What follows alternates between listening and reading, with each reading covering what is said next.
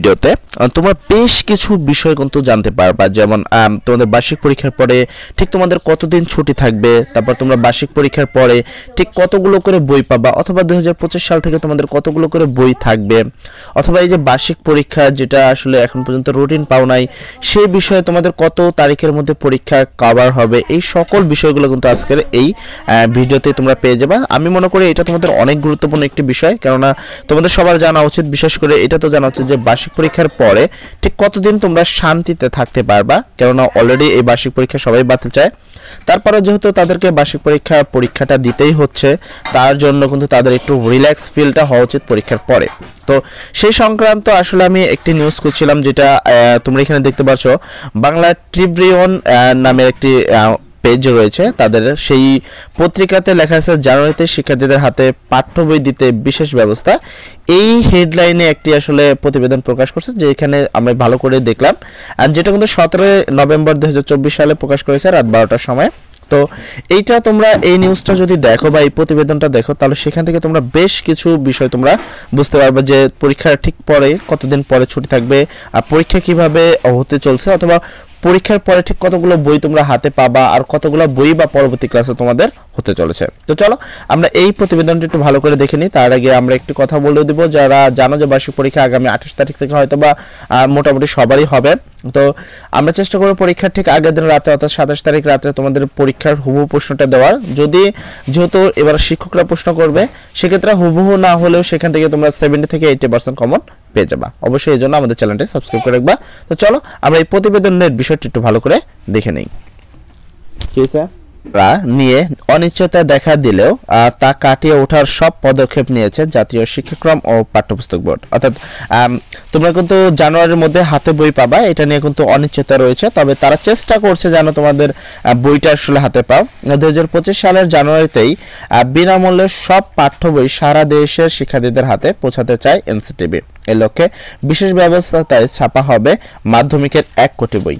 এখানে দেখো বই সংক্রান্ত কথা লেখা আছে, আসলে বিষয় হলো বই তোমরা কতদিনে হাতে পাবা, ঠিক যতদিনে তুমি বইটা পাবা, ঠিক বার্ষিক পরীক্ষার পরে আর বই পাওয়ার আগে এই কদিন কিন্তু তোমাদের শিক্ষা প্রতিষ্ঠান বন্ধ থাকবে, এবং তোমরা এই কদিন কিন্তু রিল্যাক্সে থাকবে। এই জন্য তোমাদের জানা ইম্পর্টেন্ট, ঠিক বার্ষিক পরীক্ষা ঠিক কতদিন পরে তোমরা বইটা পাচ্ছ, কারণ বার্ষিক পরীক্ষা এবার কিন্তু ডিসেম্বর মাসে হচ্ছে, আর অন্যবার কিন্তু এই ডিসেম্বর মাসটা আসলে ছুটি থাকে, জানুয়ারি থেকে ক্লাস শুরু হয়, বাট এবার কিন্তু তার অনেকটাই বিপরীত হচ্ছে। তো আসলে বার্ষিক পরীক্ষার পরে তোমরা কোনো শান্তি পাবা কিনা, বা আবার তোমাদের পড়তে হবে কিনা, বার্ষিক পরীক্ষা দেওয়ার সাথে সাথে নতুন বই পাবে কিনা, সেই বিষয়টা অবশ্যই তোমাদের জানা উচিত।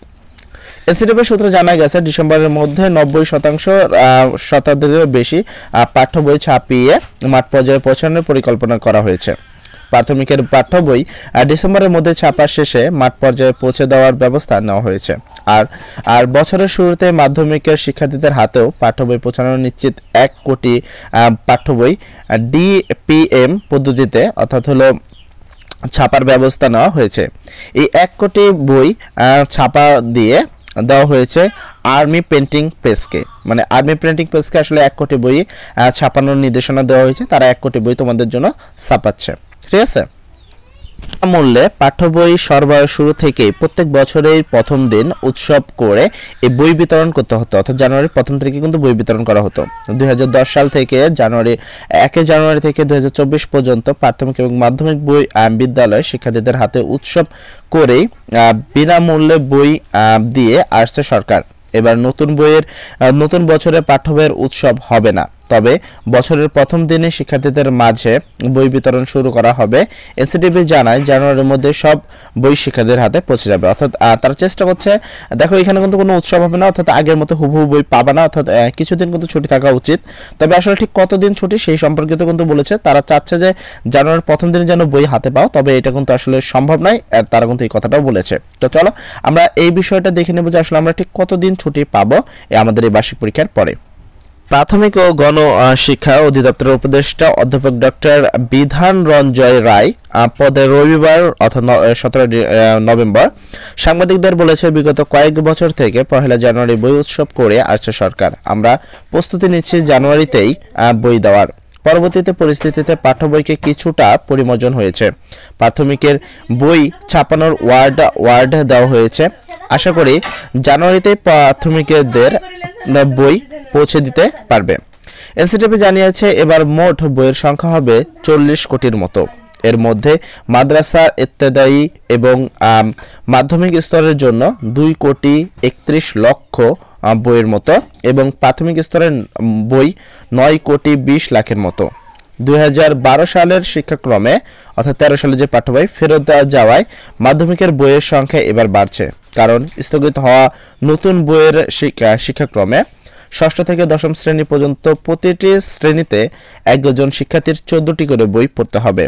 অর্থাৎ তোমরা এটা শিওর থাকতে পারো যে আগামী অর্থাৎ 2025 সাল থেকে তোমাদেরকে প্রত্যেকটা শ্রেণী অর্থাৎ বার্ষিক পরীক্ষা যারা দিচ্ছ ষষ্ঠ থেকে নবম শ্রেণী তারা কিন্তু প্রত্যেকজন 14টা করে বই পাবা, ঠিক আছে? তো তোমাদের আগামী বছর থেকে 14টা বই করে কিন্তু পড়তে হবে।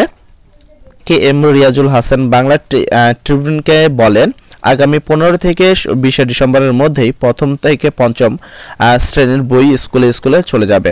ষষ্ঠ থেকে দশম শ্রেণীর মূল 5টি বই 20 ডিসেম্বরের মধ্যেই দিতে পারবো। অর্থাৎ এখান থেকে তোমরা কিন্তু বুঝতে পারছো ঠিক তোমাদের কতদিন ছুটি থাকবে।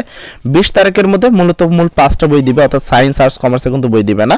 সেক্ষেত্রে মিনিমাম 20 ডিসেম্বর পর্যন্ত তোমাদের কিন্তু কোনো ক্লাস হওয়ার চান্স নেই। তবে আসলে যেটা হচ্ছে সেটা হলো ডিসেম্বরের 20 তারিখ পর্যন্ত আসলে তোমাদের বার্ষিক পরীক্ষায় কিন্তু কন্টিনিউ থাকবে, তার মানে কিন্তু তোমাদের ছুটি পাওয়ার চান্স খুবই কম।